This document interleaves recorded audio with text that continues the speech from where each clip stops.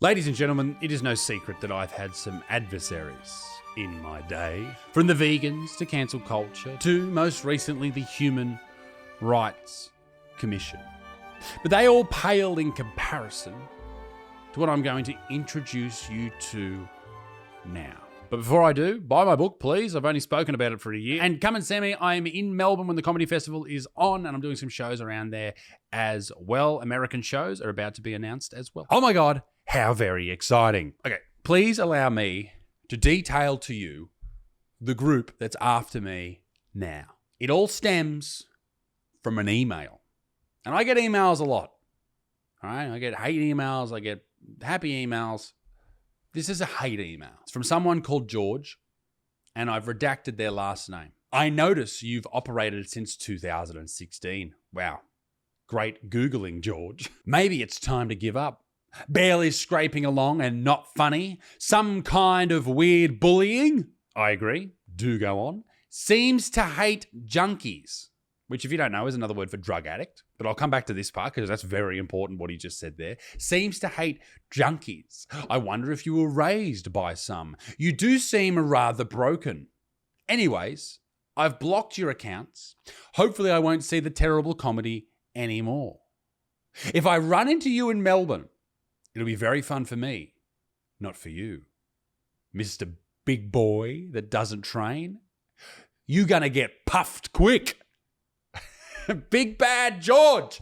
He's called me out. He wants blood in the streets of Melbourne. All because I said something about junkies. Now, I'm going to hazard a guess and say that being a junkie may very well be close to George's heart, allegedly. I don't know, George. Might not be. He might be a CEO or he might be a junkie. But George attacking me because something I've said about junkies. And it took me a while to find out what George was talking about. But I have mentioned junkies in the past, and we're going to get to that. It leaves me with a question. George, who the fuck likes junkies? Who's had a positive interaction with a junkie, George? Very few people, I imagine. I usually upset some people once every couple of months, right? But I didn't have it on my bingo card that it would be junkies that were coming after me. Led by fucking George. But I found the video that he is referring to that people are mad about. And it's from a set that I did in Brisbane last year where I referred to someone as a junkie. Now, I was alleging that this person was a junkie, and these things happen at shows. I yell at people in the audience. They yell at me. It's all good. It's fun. It's part of the show. It's an interaction with a heckler. Let's have a look at it and see what you think. What did you say, you fucking gronk? Wasn't my brother's. Just thanks for checking, bro. Appreciate it. What do you do other than sleep on the streets, you fucking junkie? This is the only time that I've mentioned junkies ever. Like, this has to be what George is saying here. He got so upset about this video that he took only the first 13 seconds of it and went, I need to write this prick an email and fucking block him. Now, quick side note, the guy I'm talking to, he's not a junkie at all. I'm just being a dick. That's what I do on stage. I'm just a bit of a dick. But it started to raise a question in my mind. If George is upset, then maybe other people are upset because this video went pretty viral on Facebook. It had 1.3 million views, a couple of 100,000 on Instagram and a couple of 100,000 on TikTok as well. But it was Facebook that this really went quite wide. And I looked at the comment section and people were so fucking angry at me. I don't know what nerve I've hit here, but it is a very, very obvious one now, and I can't wait to hit it again. Before we go to the comment section, let's let the video play a little bit more and see what else I've said to see if I deserve any of this hatred. Are you out of the water, boy?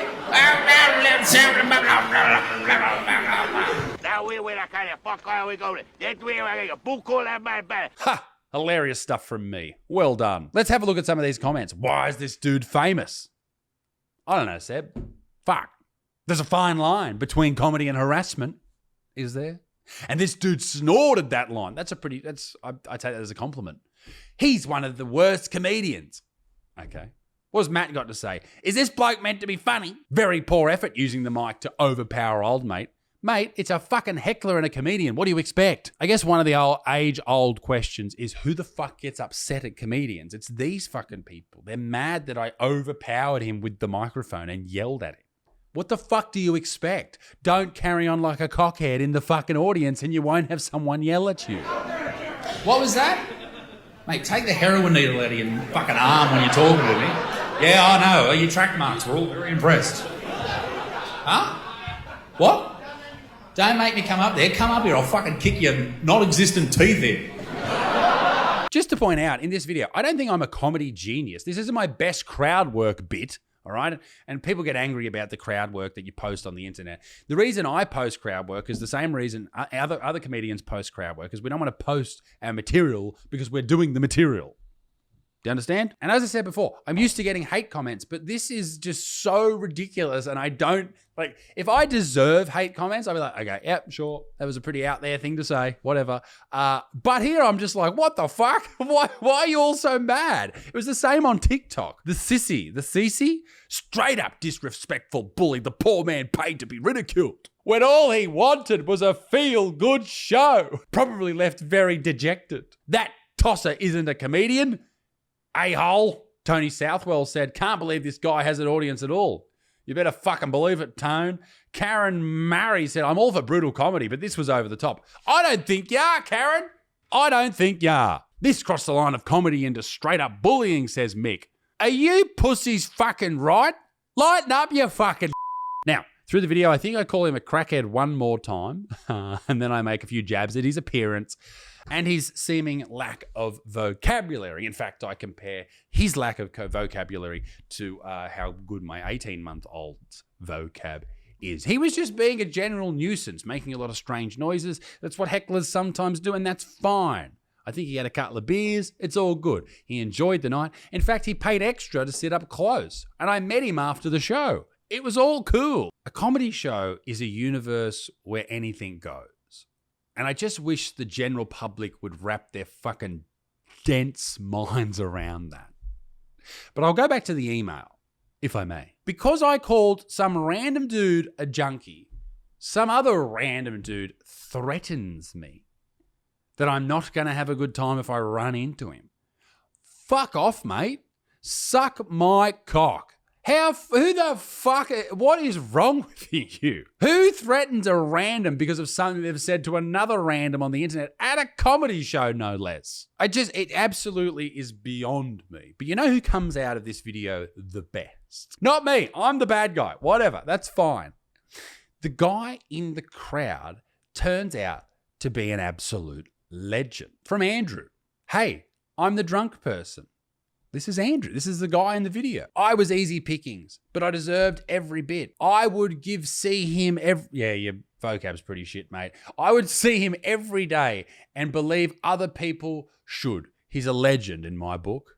Andrew, thank you, you fucking crackhead. But wait, there's more. Joe's disagrees. Andrew, you're a good bloke for owning up to the heckling, but the words he spat at you are 100% fighting words. Oh, fucking righto, Josh. You hear? Trying to make you look like a fool in front of hundreds of people. I think it was actually about 800 people. Well done, me. And I did a couple of shows there. Come and see me live. Would have waited out the back for him. Well, righto, Josh. Fucking leave some pussy for the rest of us, you big tough man. Please don't think in this video I'm complaining about these negative comments. I do not give a shit. I just wanted to give you all an understanding of how insane the general public are. This is what people post on the internet. Their most ridiculous thoughts.